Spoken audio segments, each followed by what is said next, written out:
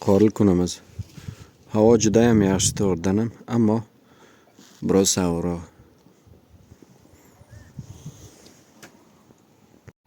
Afg'onistonda ijtimoiy tarmoqlarda faoliyat qilsang, ba'zi video qilsang, vlog tuzatsang, vlog nimadir ba'zilar bilmaydilar. Yomon negativ kommentlar yozadilar.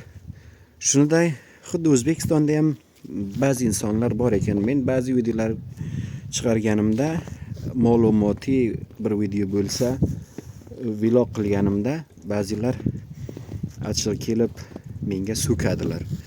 Men yo negativ kommentlar qiladilar. Men uni delete qilib chiqarib qo'yib beraman videomdan.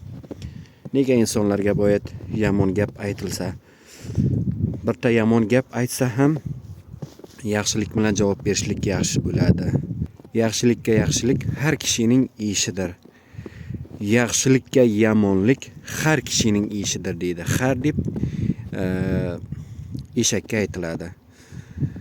Yaxshilikka yaxshilik har kishining ishidir. Yomonlikka yaxshilik kishining ishidir deydi. Boyat hammalar bo'lsa. Men bir video tuzatgan edim kanalimda. O'zbekistonliklar musulmon bo'lsa ham nega hijobda emas deb bir video tuzatgan edim. Uni ba'zilar shoyad ko'rgan bo'lsalar. Ba'zilar ham ko'rgan yo'q.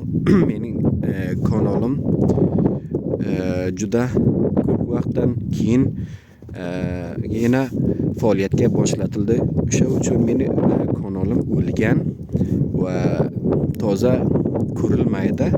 Ko'p. O'sha uchun ko'p ko'rilgan yo'q.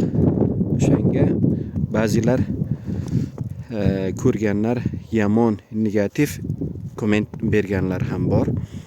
Ammo to'g'ridan ham yaxshi insonlar ham ko'p, hanuz bor, ilmli, bilimli yaxshi insonlar bor. Men ora bir savol qilib bir video tuzatgan edim, ammo ko'plar menga javob bermagan bu savolimga. Shahnoz deb bir arkadaşımız kelib menga juda ham yaxshi komment yozibdi. Kommentini borib o'qib ko'ringlar. Juda ham xushim keldi, juda ham ma'qul komment ko'rdim. Inson boyat shunday bo'lsa, shunday ilmli, bilimli bo'lsa, tushunchali bo'lsa va bir taning savoli bo'lsa, savolga boyat mana shunday javob berilsa.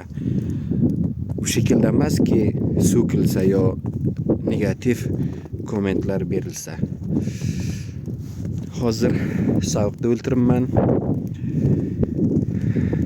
Mashinamda ham yertir chiqargan edim. Yaxshi yurmadi. Hozir esa chiqarmayman, shunday ketaman do'konga, ya'ni marketga.